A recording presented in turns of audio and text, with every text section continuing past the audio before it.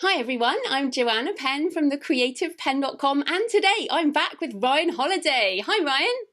Hi, thanks for having me again. Oh, it's great to have you on the show. It's actually been May 2014 you came on the show, so over Oh, three wow. years. I know. That's crazy. I know, That it's really feels, crazy.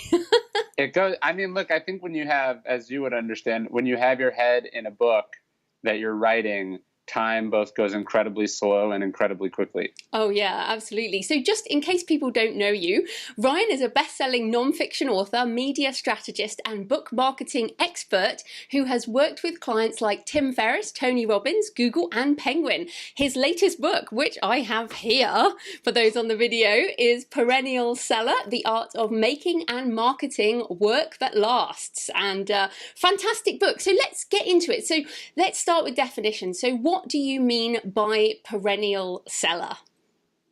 Well, so it's an industry term, right? If you pull up the fine print on the New York Times bestseller list, you'll find that perennial sellers are not included in the bestseller list, right? And what they really mean by that are books that are more than a year old and that sell steadily without, let's say, blowing the doors off. So in publishing, the other word for it, right, is a backlist title, a title that sells year in and year out, week in and week out. It's not topping, any charts, but it remains perennially relevant and renewable in that way. And so those are the books that I try to write. And I think, ultimately that's what most of us are trying to do as writers. That's sort of the goal, right? I want to be the book that people are still reading 10 years from now. So why do you think that the industry doesn't seem to value those books as much as ones that rocket and then disappear? Well, it's interesting. On the one hand, they value them very dearly in the sense that probably the majority of revenues in the publishing industry come from those titles, right? The reason that a publisher can afford a building in Manhattan is not because its new titles are selling like crazy. It's because books that they acquired 10 years ago or 15 years ago or 50 years ago are still selling. Penguin Classics is an enormous revenue driver for a publisher like mine, Penguin Random House, because those are books that they don't have to pay a royalty to an author to, because Homer and Seneca and Charles Dickens are all dead. But also because those books continue to be relevant. They get taught in schools, they get bought in airports, etc. So on the one hand, they're very valuable to the industry, and on the other hand, they're very rare. It's very hard to set out to do one of those things, and it's very uncertain whether it will work, right? So, a book like What to Expect When You're Expecting, which has been in print for 30 years, is the definition of a perennial seller, but it doesn't contain anything new in it, right? There's no groundbreaking advice. There's no celebrity on the cover. It's very ordinary in some ways, and the fact that it's lasted is what's extraordinary about it. And so I think if you're a publisher or you're an editor, it's hard to go, hey, this little book is going to be the engine that could for years and years. You want to focus on what's new and sexy and what's going to get media attention and what's going to sell right out of the gate.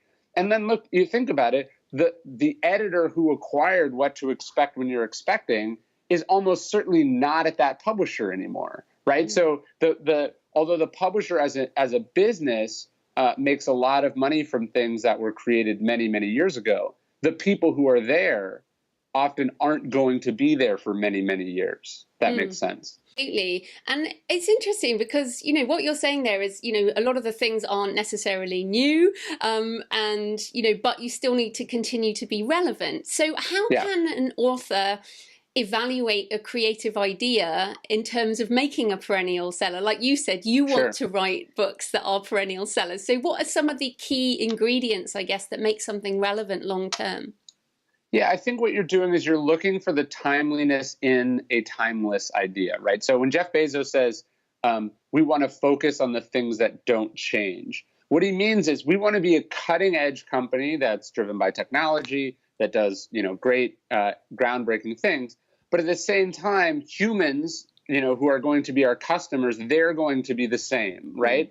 So they like things that are cheap. They like things that get delivered quickly. They like having a wide selection. So it's sort of, what are the timeless elements of your work? What are the timeless parts of the audience that you're reaching, right? So if you're writing a novel, that novel has to be really, really touching, or it has to be deeply emotional, or it has to be really entertaining, right? You have to actually think about where the audience is going to be with the book. When I write my books are nonfiction, and I'm thinking, okay, they have to be very practical for the reader. They have to deliver a lot of value, and that value has to be value that's going to continue to be true over time, right? So this book needs to be as true to a 17-year-old as it's going to be to them when they're 40. That's what's going to keep the book being recommended in work. So you have to think about those things in advance. I think far too often authors just make whatever it is that they're trying to make, and then they hope that they magically checked off these boxes.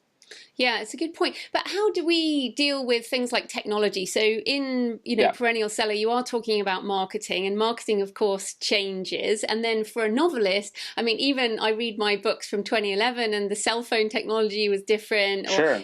So how do we deal with that kind of technology? Because you're a tech guy and a lot of your audience are also tech savvy. How do we do that with a Perennial Seller? Yeah, I mean, look, when I was writing the book, Snapchat was called Snapchat. And by the end of the book, it was called Snap. And then by the time it went to print, Instagram had rolled out stories and largely replaced Snapchat as like the sort of the main video social network. So you want to make sure, I mean, one of the things I really thought about when I was writing this book, because there's a lot of marketing in it, is how can I write about marketing in such a way that it's not going to feel dated very quickly. I did a book on growth hacking a few years ago, which is a sort of a futuristic style of marketing. But what I would try to do in those books is go to the fundamentals, go to the mindset side of things. If you're writing very, very tactically, you just have to know that you're probably going to have to update this book over time, or it's going to get dated more quickly than a book that's about the sort of more timeless elements. Yeah. And then another thing that's interesting is, there are a lot of great books that fail to become perennial sellers or even fail to sell. And there are books that will probably stay in the public consciousness, like 50 Shades of Grey, which, may well be, probably is a perennial seller more than, say, a Pulitzer Prize winning novel. So how do you sort of make the difference between a perennial seller in a kind of commercial sense and something that people might consider quality literature in time?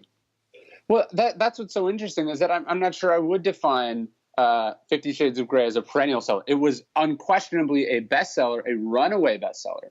But there was a story just a year or so ago about thrift stores in London that were like, please don't bring any more copies of 50 Shades of Grey, because all these people had bought it and then they sort of regretted reading it and then they wanted to get rid of it. So I would imagine that its sales, although because it was such a big success, it might be selling more than your average book. I would imagine its sales went all the way up and then almost all the way down at this point. It was a phenomenon that had a few years. But there are many, many bestsellers who are even bigger than 50 Shades of Grey in the early 1900s and the 1950s that are almost completely forgotten today. Meanwhile, a book like Moby Dick comes out. It isn't exactly appreciated when it comes out, but it's now sold steadily for 150 years. So I think what you're looking to do, it's not that writing a bestseller or writing a hit is somehow a bad thing to do and that you shouldn't do it. What I really wanted to do is focus on a specific kind of book that I think too many people are chasing, trying to be a hit right now, when in some ways it's actually easier and more attainable to make something that sells steadily over time. That's interesting. And I was also sort of thinking about your concept of ego. I believe you have the ego is the enemy tattoo on your arm as well. I do, yeah. Yeah. And I've been thinking about this because partly for me, people say, oh, what do you want your legacy to be? Do you want your books to live on after you die? And I think that's partly actually an ego thing, is to say, I'm important enough that I want my work to live on. So how do you balance that ego with serving the customer, the reader? Yeah, so it's not about leaving some sort of monument for history, in my opinion, but it is about making something that continues to deliver value for people over time. So what I'm proud of, for instance, on The Obstacle is the Way, Ego is the Enemy, is that if I died tomorrow, those books would continue to sell, not because like I would be in an obituary, like not like Tom Petty, like Tom Petty's, sort of songs, spike in popularity because his death is such a sort of a publicly mourned event, but because my books are selling for reasons that have nothing to do with me anymore. Mm-hmm. Do you know what I mean? But it's like if you write a book that does a job for people and you get it out to a large enough audience, what then happens is that audience continues to pass that book along, and they really don't even care that you're the one that wrote it. Do you know what I mean? I do continue to market those books, no question, and I would encourage authors not to quit on their books. But my point is, if you do it right, your book is an advertisement for itself, and each person that reads it generates more readers. And so the legacy for me, and when I'm thinking about a perennial seller, it's not about providing a legacy for my children. It's about creating something that that lasts because it does a good job. And hopefully I'll be around for as much of that as possible, right? And I'm also not, if you think about what backlist means in the publishing industry, a title is considered backlist after 1 year. So when we say something is perennial, we really just mean that it's lasted for longer than that, and that if you can just push to be a little bit longer than the average book, you're going to do well. And it's interesting because I think the indie self-publishing space is a lot more about backlist. Like it's all about, making money off the backlist. But in the book, you talk about persistence, sacrifice, survival, and creative crisis, which are all sort of big topics. So what mindset shifts and work practices are needed for an author to make it long-term? Well, your book is not going to stand the test of time if you don't put time into making it, right? So I think we like this idea of like the author that locks themselves into a hotel room and in 2 weeks they have a finished manuscript. Like that can work, but I think it's more the exception than the rule. And so, it's really putting in the work, I think, is the first thing. If you're not doing the work, why would the work last? And then asking yourself, why are you doing this? Again, if you're doing the book because you think it's going to make you famous, because you think it's going to make you rich, that's going to tend to actually decrease the quality of the work, and it's actually going to make it harder for you to persist through the negative parts. I'm in the in the deep unpleasant part of a manuscript right now, and if I was doing this because I wanted everyone to say that I was awesome, I'm not sure that would get me through this sort of period. But the fact that I think that this is really important, that it really means a lot to me, that I feel like I have something to say here, that's what gets me, to sit in front of the computer for hours on end. No, absolutely. So you talk about positioning in the book and genre. So what are some of the things that authors need to do to position their book? Well, first off, just knowing where your book fits in the market is very important, right? So everyone goes, oh, I want to be like Malcolm Gladwell. And it's like, well, have you worked at the New Yorker for 10 years? Do you know everyone in New York media? The answer is, are you published by Little Brown? These are things that matter, right? And so you have to know where your work fits in the market really honestly and objectively. I think that's part of it. Mm-hmm. And also, what genre is it in? Like, I hear people go, oh, it's a little bit of this genre and a little bit of that genre and a little bit of this genre. And actually, that tends to make it very confusing for the reader. You think that by combining genres, you're getting 3 times the audience, let's say, but actually you're getting 1/3 of the audience, So if it's not, every project has to be clear what it does for the reader, who that reader is, and why they should check it out, right? And these are things that are both creative decisions, but also marketing decisions, right? So when I see a book that's, got a crappy cover, and then the author goes, oh, you shouldn't judge a book by its cover. Well, it's like, well, what's the point of the cover, right? So these decisions, I want the writer to take everything about the book as seriously as they take every word in the book. But it's interesting because you work with a lot of authors And so do I, obviously. Yeah, And also, and it's very difficult being self-aware enough, especially when you've just written a book, to understand where it fits. yes, I've got, especially with fiction, like I've gone back and repositioned books because I'm like, okay, maybe they fit there instead. And you kind of, it's sure. very hard to know your own work. Do you see that with authors, and how do you help them through to actually figuring out where they fit? Well, first off, it's definitely an art, not a science, right? Like it's not so clear as we would like it to be. But Mm. I do tend to find that we're often in love with our own work to a Mm. degree that the audience isn't. And so one of the reasons that editors are so important, or collaborative partners are so important, or even a marketing person is so important, is that they're seeing what you're doing for the first time from a much fresher perspective.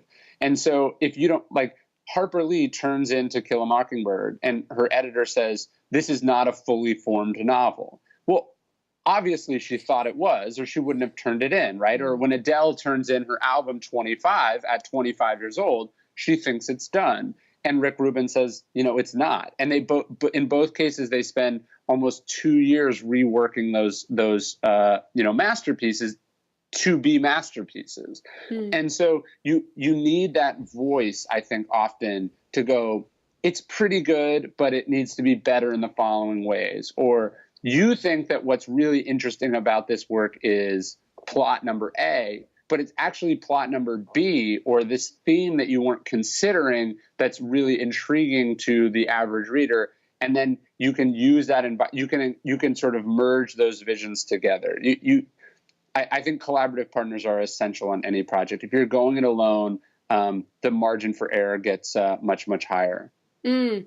Well, it's interesting there because you mentioned Harper Lee and Adele there spending years on one project. Yeah, And there's almost these two positions. One, you keep working on the same thing to try and make that the sure. thing. And then, or you go with the sort of Isaac Asimov approach of write 500 books, of which Sure. only 2 will be remembered. Or Dickens, incredibly Yeah. prolific.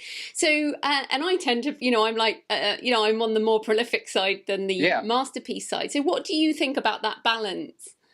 Yeah, like I think Woody Allen's a great example of this too, right? Let's do a movie every year, and 5 or 10 will be classics and some will be forgotten, but they're all good. He thinks they're all good, right? I'm not a huge Woody Allen fan, but he wouldn't say that some are bad. He just some are better than others. I tend to be on the prolific side too. I tend to work quickly, but that doesn't mean I'm rushing anything, right? So just because you work quickly doesn't. It's just that some authors work more quickly than others, but I don't think any of those authors should be rushed in what they're doing. So if you're proceeding with a book that you don't think is as good as it can be, I think that's a mistake. If you can make great work more quickly than a Harper, like ideally Harper Lee would have been more prolific too. I mean, I think the world is worse off for her only having written one book, right? So more is better, in my opinion. I think quantity is a way to get to quality, but if you're not putting in the work, I don't think that work is going to last. Yeah, I think you're right. Okay, so, when you were last on the show 3 years ago, you had the growth hacker marketing, you had Trust Me, I'm Lying, which, had varied reactions in the market. So how has your thinking changed on book marketing, and also how has the industry changed? Sure. Yeah, I mean, it's interesting. Trust Me, I'm Lying is now, we're coming out with the 5th anniversary edition next week or a week after. And it's been interesting for me to redo my first book, and to remember that I thought it had to come out so quickly at the time. Like I thought if I didn't get it out, it wasn't going to sell. And now I wish I'd taken a little bit more time on it. So that goes to our previous conversation. But I think what I've learned is that if a book doesn't make noise, it's very hard for it to get an audience. So it's okay to be controversial. It's okay to piss a few people off. Your book, if your book doesn't stand out, it in some ways it does it makes it almost makes it irrelevant how good it is, right? So think about it. If you wrote a masterpiece, but nobody knows that it exists, how is it really a masterpiece, and will it be seen as one? And so I think marketing is essential on books. I think my sort of rule of thumb is like you should stick with the marketing on a book for as long as you put into writing it, right? So if you took a year a year to write it, your marketing campaign should be about a year. But I think what often happens, and maybe you and I as marketers sort of understand this a little bit better, is that someone will spend 2 years on a book and then 2 weeks marketing it and then go, people didn't like it, I'm going to start the next one, right? And so they tell themselves they're being prolific, but really they're afraid to really put their work out there and get behind it. And I think that's a mistake. Well, looking at your marketing, I share a lot of your articles. Oh, thank you. Yeah, well, they're very good. And this is the point. You actually write incredibly long, content-rich articles, whereas you're kind of known before with the sort of "trust me, I'm lying" was the more stunt-based sort of things. So has that been a big shift for you in terms of moving into content marketing on personal branding around that deeper content?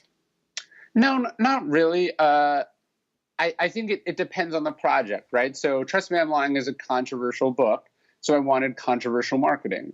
"The Obstacle Is the Way" is a sober sort of book about philosophy. It would be weird to be too flashy about that, right? Or "Perennial Seller" is a book about, timeless work that sells itself.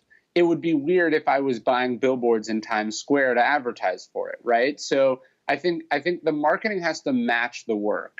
And if it doesn't, that's a problem in either direction, right? So I do think getting attention is particularly important when you're launching your career as well. One of the benefits of having a platform or building up a fan base is not that you need to do less marketing, but that your marketing shifts from speaking to the entire world to speaking to your kind of tribe of people. And so that's definitely a change that I've tried to make. But have you found yourself, because you're writing for some sort of bigger publications as well now, is that a deliberate targeting for your marketing for you and the company and your books? Yeah, I mean, I'm always trying.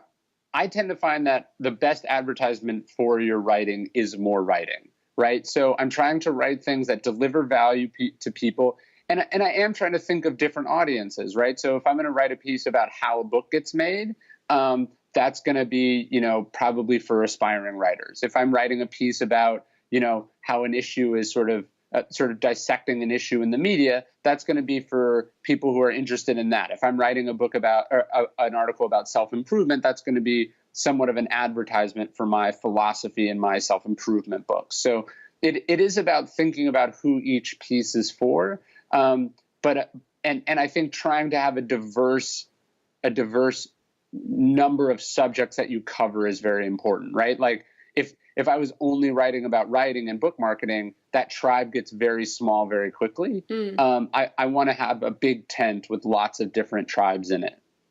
Yeah, and it's interesting because I've been refocusing on content marketing, but a lot of people think that it's done, that social media or video or, other things have taken over. Do you think there's still a place for, well, obviously you do, for the long form content marketing, but if someone is launching a non-fiction book now, should they be going back to the sort of SEO fundamentals of long form? Well, I don't know about SEO, but I mean, I think it's interesting. It's like, you wrote a book, right? So you want people to read it. You could be amazing at video, but there's going to be a huge percentage of people who are watching those videos who only watch videos and don't read books. Meanwhile, if you create articles, by definition, the people who read them are people who read, right? So I tend to see people invest in these various platforms and not stopping to ask, am I really building a relationship with an audience around my writing, which is the thing that I do? So I think certainly there are opportunities out there for other different types of marketing, and I think you should take advantage of them. But, the idea that because Facebook rolled out video, that the main form of human communication for thousands of years is suddenly going to become irrelevant is just preposterous to me. Yeah, and I guess it's also personal preference because you do put out, I mean, have you calculated, do you have more words out in articles than you do in books? Because your posts are massive. I would imagine, I would imagine at this point I probably do. And look, here's the thing that I always tell authors. It's like, okay, you just wrote a 60,000 word nonfiction book. that is many, many articles that you can break up. Like you can reuse that same content. You know, you could take 2,000 words from the book, edit that down to 1,500 words, then add 500 new words in terms of better transitions and an intro and a conclusion. And all of a sudden you have an amazing 2,000 word article that frankly is going to stand out against other articles better because you put sort of book level effort into it, whereas everyone else is writing these crappy listicles. So I think really putting in that work is important. And yeah, I see them as both advertisements for my books and sort of ways to continue to explore the ideas that are in my books. Yeah, and I agree with you on that. I see the problem with content marketing is people are taking blog posts and turning them into books instead of the other way around. So what are your thoughts on that, the blog to book approach? Well, I think if you are blogging and building an audience and then you're creating higher quality versions of some of those same ideas into a book, I think that makes sense. I think the problem is people have very low standards for what they write online.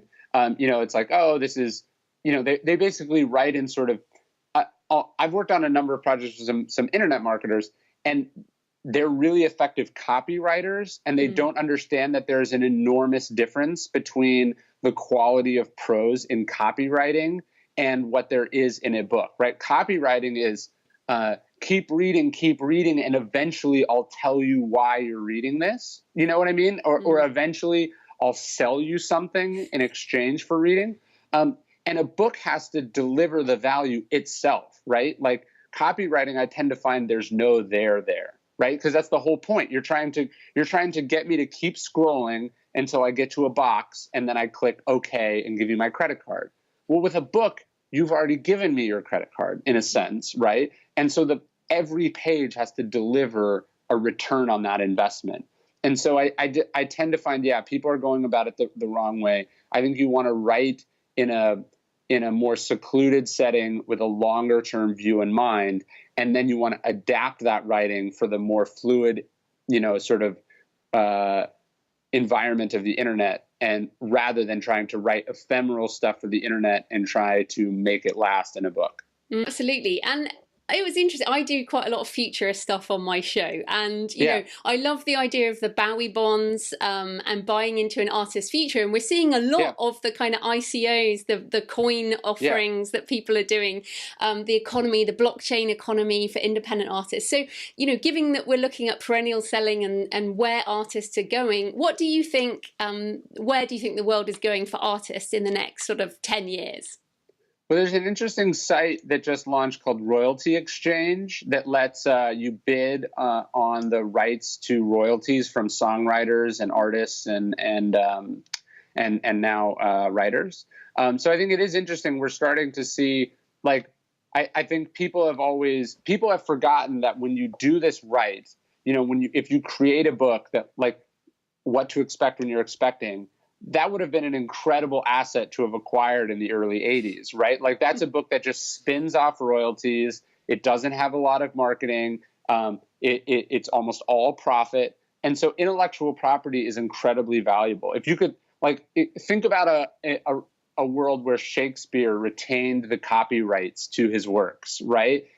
Over the last 500 years, he would have accumulated billions of dollars if you think about all the things that have been based on those plays. And so I am hopeful that this sort of perennial content, there will be more innovations in how writers are able to monetize their work. I think obviously self-publishing is a viable medium now and allows sort of mid-list authors and successful authors to monetize their work. I've also seen with mine, it's even though I traditionally publish and I make royalties from them, my books do well, I'm able to monetize my work because I have that direct relationship with my audience. So we've created posters that are based on my books and coins and different products that I can sell directly to those readers. And since I'm not trying to sell them through a store, the margins are pretty good. I know who my targeted customer is. It creates a universe around the product. So I think anyone who builds a platform where they have direct access to their fans is going to be sort of well suited for whatever the future of media happens to be. Fantastic. And writing is definitely not going away. So no, I mean, look, people thought that television was going to destroy radio, and radio is still around. People thought that the internet was going to destroy newspapers, and the New York Times is having one of its best years ever. So we tend to think that new technology eliminates old forms, but in fact they continue to soldier on. And the longer that a form has been around, the longer it is likely to continue to stay, is what the research tends to show. Absolutely. Okay, so where can people find you and your book online? Yeah. So RyanHoliday.net. I'm at Ryan Holiday on pretty much every platform. And then Perennial Seller should be everywhere books are sold. I think you have the British edition, right? Oh, yes. Does yours not look like this? No. Is that the paperback or the hardcover? It's the paperback. Okay, yeah. So in the UK, it's a paperback, and in the US, it's a hardcover. But yeah, so it's everywhere. That's interesting you say that, because I was actually going to ask you, why isn't it a hardback? So that's because of the UK. Yeah, and they did sort of a fancy version of the paperback, but it's I have a great UK publisher, and they know the market really well. And so they were like, here's what we think. And I said, awesome, let's do it. And it's done really well. I think it's in its second or third printing already. Yeah, I've seen it in loads of bookshops, but I'm going to buy an American one, because the books that I actually think I want to keep as perennial books on my shelf, like I am starting to buy hardback. So it's interesting how that's happening now. Yeah, well, it's like we thought ebooks were going to replace hardcover books, but print books are having an amazing run the last couple of years, because people are discovering books on the Daily Stoic, which is one of my books, is the deal on BookBub today, and so we're selling a ton of digital books, but I would imagine in 6 months we'll see a corresponding spike in print sales, because people will have really liked it and go, oh, I want to have a copy to keep. Yeah, and in audio as well. The benefits, the benefits of nonfiction. Anyway, thanks so much for your time, Ryan. That was great. All right, awesome. Thank you.